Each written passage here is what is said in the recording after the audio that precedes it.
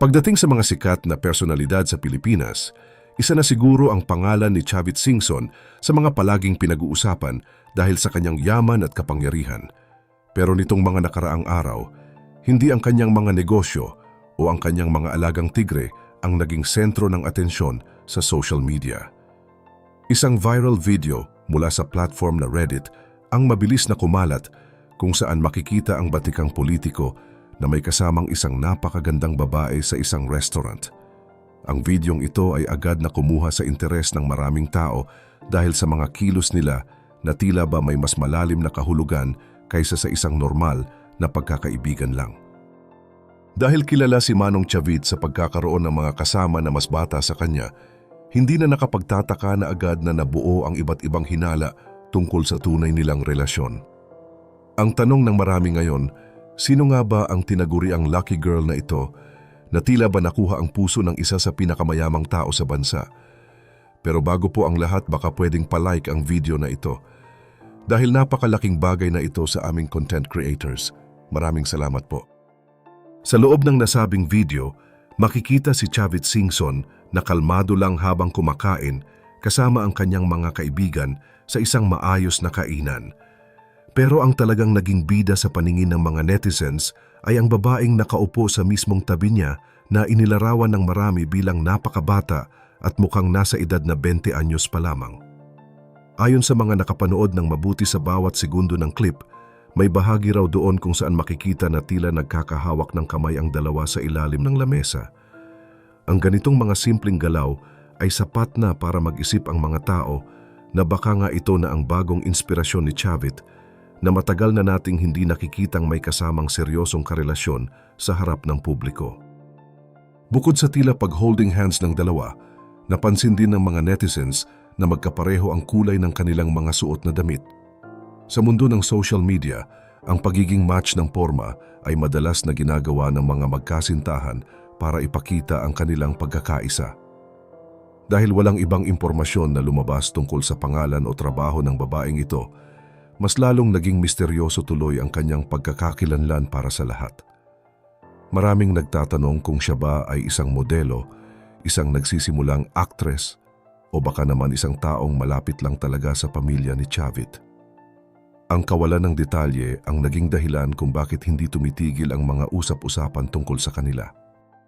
Habang patuloy na naghahanap ng sagot ang mga tao, biglang pumasok sa kwento ang pangalan ni Pinky Tobiano na isang kilalang entrepreneur at chemist.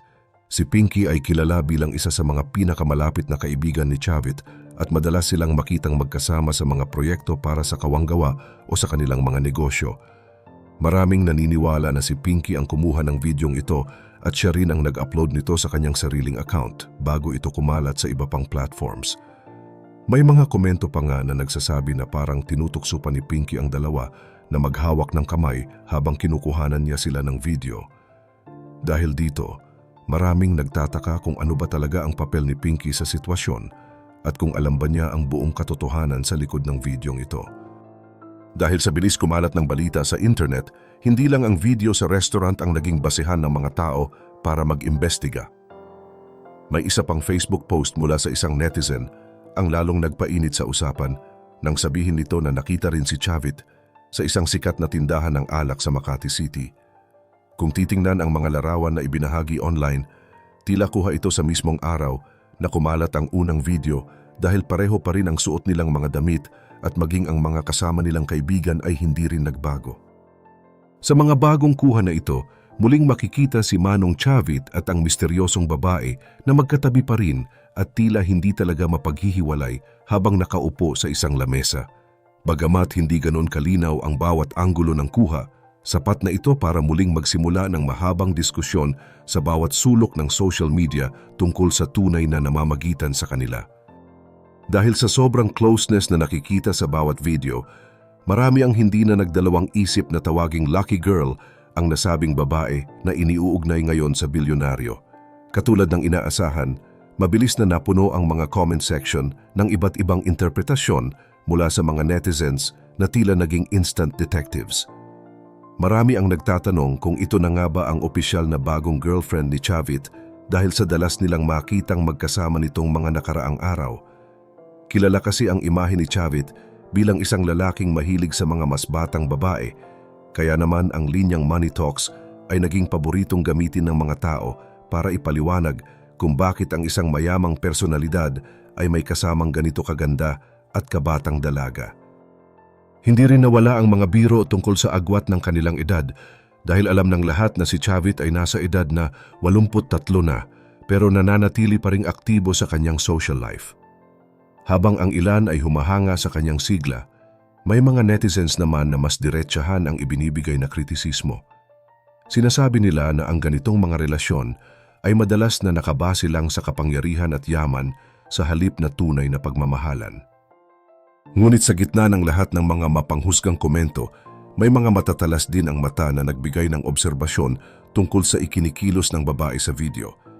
Ayon sa kanila, tila hindi raw komportable ang lucky girl sa sitwasyon base sa kanyang body language, gaya ng madalas na pag-iwas ng tingin at tila pagtakip ng mukha kapag natatapat ang kamera sa kanya.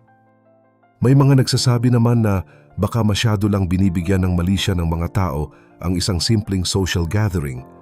Maari raw na kaibigan lang o kakilala ang babae at hindi dapat agad lagyan ng romantikong kahulugan ang bawat galaw nila. Pero habang tumatagal na walang paliwanag mula sa magkabilang panig, ay lalo lang nagiging makulay ang kwento nito sa paningin ng publiko. Mahirap kasing paniwalaan na nagkataon lang ang lahat ng pagkikita nila, lalo na kung halos lahat ng kilos nila ay nakatutok sa isa't isa. Sa kabila ng mga hinala na baka nagkataon lang ang lahat, mas marami pa rin ang kumbinsido na may espesyal na ugnayan si Manong Chavit sa misteryosong dalaga na ito. Hindi na rin ito nakakapagtaka dahil sa loob ng mahabang panahon ay palaging bukas ang mata ng publiko pagdating sa personal na buhay ng bilyonaryo. Kung babalikan natin ang kasaysayan, hindi ito ang unang beses na naiugnay ang kanyang pangalan sa mga magaganda at mas batang babae. Ilang taon na ang nakalipas, naging usap-usapan din ang pagkakaugnay niya sa ilang mga sikat na personalidad gaya ni Nayen Santos at maging ang batang actress na si Jillian Ward. Bagamat ang mga balitang ito ay nananatiling bahagi lang ng mga kwentong showbiz, nagpapakita pa rin ito ng isang pattern kung bakit mabilis maniwala ang mga tao na ang nakitang lucky girl sa video ay ang susunod na sa listahan. Hanggang sa mga oras na ito, nananatiling tikom ang bibig ni Chavit Singson at wala siyang inilalabas na anumang opisyal na pahayag para sagutin ang mga kumakalat na video. Ang ganitong pananahimik ay lalong nagbibigay ng laya sa mga netizens na bumuo ng kani-kanilang sariling interpretasyon at kwento. Para sa iba, ang hindi pagtanggi ni Chavit ay tila ba isang pag-amin na rin na may bago nga siyang inspirasyon. Sa kabilang banda, sanay na rin ang batikang politiko sa ganitong uri ng ingay, kaya baka para sa kanya ay isa lamang itong ordinaryong araw sa ilalim ng spotlight. Dahil walang malinaw na sagot, ang pagkakakilanlan ng tinatawag na lucky girl ay nananatiling isa sa mga pinakamalaking misteryo sa mundo ng social media ngayon. Ang ganitong uri ng balita ay nagbubukas ng diskusyon tungkol sa kung paano natin tinitingnan ang relasyon ng mga taong may malaking agwat sa edad, lalo na kung ang isa ay kilala sa kanyang yaman at kapangyarihan. Marami ang nagtatanong kung ito ba ay tunay na paghanga o bahagi lang ng isang marangyang lifestyle na kayang ibigay ng isang bilyonaryo. Ano man ang katotohanan, napatunayan muli ni Chavit na kahit sa edad niya ngayon, ay kaya pa rin niyang maging sentro ng usapan at kuryosidad ng mga kabataan at matatanda. Ang bawat sulyap at hawak sa kamay na nakita sa video ay magsisilbing paksa ng mga chika sa loob ng mahabang panahon hanggat hindi lumalabas ang katotohanan. Sa huli, ang buhay ng mga tanyag na tao ay palaging magiging bukas na libro para sa mga taong laging nakabantay sa internet. Ang lucky girl na ito, sino man siya, ay nakaramdam na ng bigat ng atensyon na kaakibat ng pagiging malapit sa isang gaya ni Chavit Singson. Ngunit sa likod ng lahat ng kinang at yaman, ang tunay na ugnayan ng dalawa ay sila lamang ang nakakaalam. Kayo, ano ang inyong personal na opinyon tungkol sa kumakalat na videong ito? Sa tingin niyo ba ay dapat pa nating pakialaman ang personal na buhay ng mga politiko pagdating sa kanilang mga karelasyon o sapat na maging bahagi na lang ito ng ating libangan sa social media?